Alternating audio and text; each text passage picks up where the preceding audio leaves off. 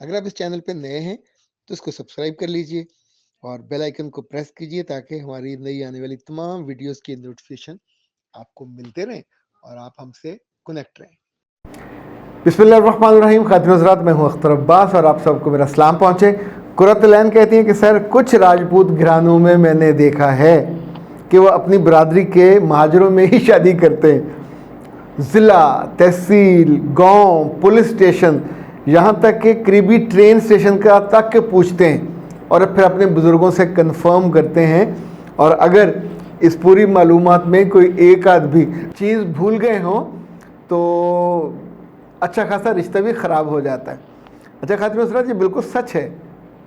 कुछ बरादरियों में बहुत ख्याल रखा जाता है। यानी अब तो खैर पाकिस्तान बने हुए माशाल्लाह 80 साल होने वाले हैं, लेकिन मुझे याद है कि आज से कोई 30-40 साल पहले भी लोग अगर उनके आबा अजदाद जलंधर से आए थे, गुरदासपुर से आए थे, यानी जहाँ जहाँ से आए थे, ये जो अमृतसर से लोग कम थे, अमृतसर में मुस्लिम्स कम थे और अब तो खैर वहाँ को है ही नहीं है, लेकिन गुरदासपुर, होशियारपुर और इवन लुधियाने से बाद लोग होते थे, लुधियानवी वो कहलाते थे।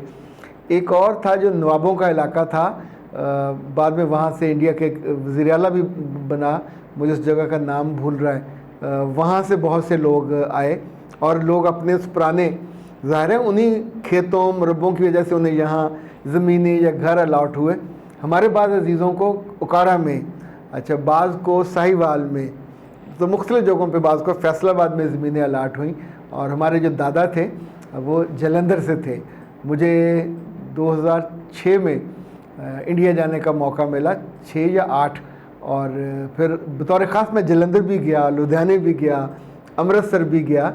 हम चूँकि गवर्नमेंट के मेहमान थे तो हमें फिर आगे शिमला तक लेके जाया गया और हमने कोई 3 सूबों के गवर्नरों से और 3 सूबों के वज़राए आला के मेहमान भी रहे और उनकी मेज़बानी का मज़ा भी लिया।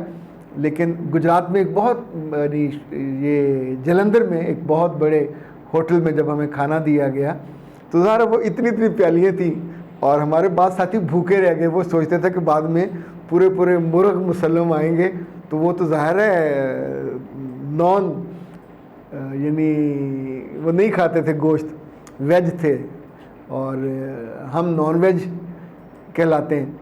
और उनको छोटी छोटी सब्जियां, वो भी जो कि इसमें ज़ाया कम करते हैं। तो उस होटल के मालिक ने कहा था कि मैंने ये होटल लाहौर का जो विलेज है उसको देख के बनाया, उस जैसा बनाया। उस पर जगह ज़्यादा थी और लेकिन ये बहुत मेमोरेबल था। दुनिया ज़रूर देखनी चाहिए। वो सीरू फिलर्स वाला, आपको बहुत सारी चीज़ों की वो होती है, बसीरत भी मिलती है, ऑब्जर्वेशन भी होती है। अच्छा, आपको एक मज़े की बात बताऊँ, ये आप में से चंद लोगों के लिए शायद अनोखी हो, लेकिन जो गांव से जिनका ताल्लुक़ है और ज़मीनों से जिनका ताल्लुक़ है उनके लिए, बाज़ लोगों के बच्चे जब पढ़ लिख कर अफसर बन जाते हैं, शहर में आके अच्छी शादियां कर लेते हैं, बीवियों की रिस्पेक्ट करते हैं, मोहब्बत करते हैं, बच्चे हो जाते हैं, अगर उनके घर से उनकी वालदा, उनका वालिद, उनकी बहन, बहनोई या भाई आए तो इनफैक्ट उसको वो शर्मिंदा करते हैं कि तुमने तो हमारी बरादरी की नाक कटवा दी, तुमने तो हमारी ज़ात और कबीले की नाक, तुम घर में इसको आप करके बुलाते हो, तुम अपने बच्चों को अपने सीने पे खेलने का मौका कैसे दे देते हो, वो तुम्हारे साथ आके कैसे लेट जाते हैं, हमारे ख़ानदान की ये परंपरा नहीं है। तो मेरे कुछ क्लाइंट्स हैं जिन्होंने, उन बच्चियों ने, यानी वो इतनी आला ऑफिसर हैं ग्रेड 18 में, और सोचिए कि शिकायत उनकी ये कि जब उनके घर में कोई भाई आया हो, बहन आई हो, तो मियाँ किसी भी मौजू पे, इवन चाहे लेट हो गई, खाने में कोई मिर्च नमक का मसला बन गया, या जो ये जो होते हैं आपके सर्विंग नौकर, सर्व करने वाले, वो ट्रे में चाय रख के लाए और चाय उसमें पिर्च में गिर गई, अब उस खातून खाना का तो कोई कसूर नहीं है, तो इस पे वो बाकायदा टेबल पे, डाइनिंग टेबल पे खड़े होकर शाउट करते हैं कि तुम भी घटिया, तुम्हारे नौकर, अच्छा नौकर भी खुद रखे होते हैं, बीवी भी खुद मुंतखब की होती, तुम भी घटिया, तुम्हारे नौकर भी घटिया, तुम्हारा इंतज़ाम भी घटिया। और कभी कभी वो बदतमीज़ी में, आप सोचिए के हाथ उठा देते हैं अपने बहन भाई के सामने जानबूझ पर। ये एक फ़र्ज़ी ड्रामा वो क्रिएट करते हैं, और ताकि जो बहन है वो मुतमिन हो जाए, ताकि भाई मुतमिन हो जाए, घर में जाके बता सके अपने। ख़ास तौर पे ये जो इलाका यानी जनूबी पंजाब और वस्ती पंजाब का वो इलाका है, मैं अब नाम लूँगा तो फिर आप चिढ़ जाएंगे कि जी आप उन इलाकों के नाम क्यों लेते हैं, पर है एक से तो इलाके से तो हमारे एक साबिक़ वज़ीर-ए-आज़म भी उनका ताल्लुक़ था, तो वहाँ के लोगों के अंदर ये जिबिल्लत बहुत ज़्यादा है। और मैंने तो अपने क्लाइंट को मशवरा दिया कि जिन दिन उनके भाई बहन आए हों तो चुप करके खिसक लीजिए, चाहे कोई बहाना करना पड़े, चाहे कुछ और करना पड़े, अपने घर चले जाएं, बीमार हो जाएं, चूँकि बेइज्जती कराना वाजिब नहीं है। हाथ उठवाना तो इंतहाई घटिया चीज़ है, मगर औरत क्या करे, 3-4 बच्चे हों, अब उसने मियाँ ने हाथ उठा दिया तो बच्चों के सामने एक बेइज्जती, उन बदबख्तों के सामने दूसरी बेइज्जती, और आप ये बेइज्जती लेके कहाँ कहाँ फिरोगे, उसका इख्तियार तो नहीं दिया जा सकता। और ना हर बात पे बंदा डिवोर्स लेने के लिए अप्लाई कर देता है। तो बहुत सी चीज़ों को आप हज़म करते हैं, पर उसकी तकलीफ़ बहुत होती है, वो आपको देर तक वो अज़ियत देते हैं, बेसुकून रखते हैं। वो तो अल्लाह का शुक्र है कि डॉक्टर साहबा ने उसका कोई इलाज कर दिया।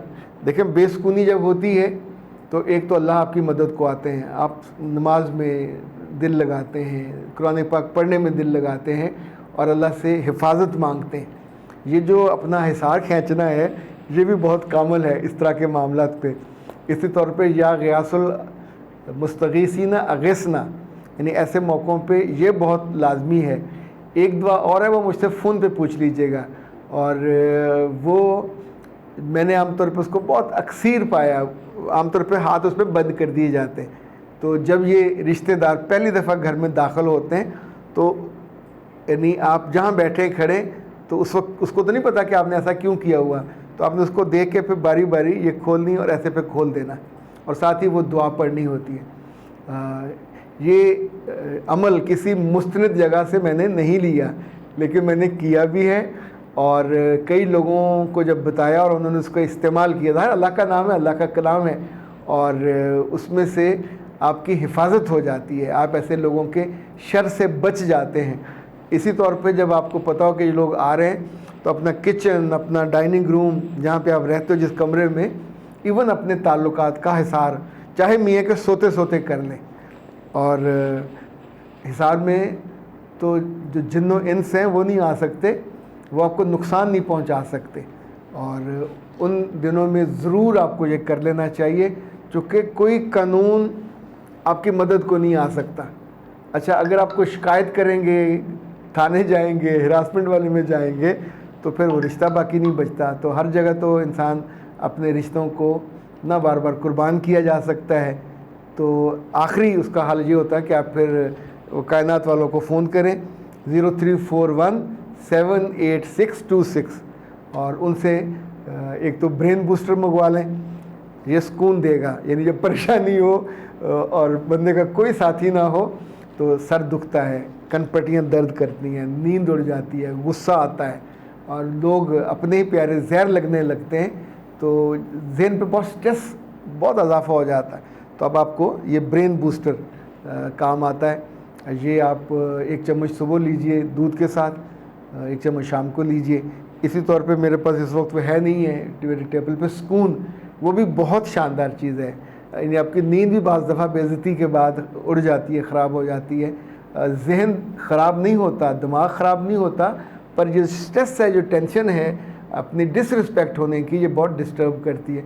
तो सुकून, ये पूरा पैकेज भी आप मंगवा सकते हैं और अकेले के लिए भी इस्तेमाल कर सकते हैं। लेकिन आप अख्तर अब्बास को दीजिए इजाज़त। अस्सलाम वालेकुम।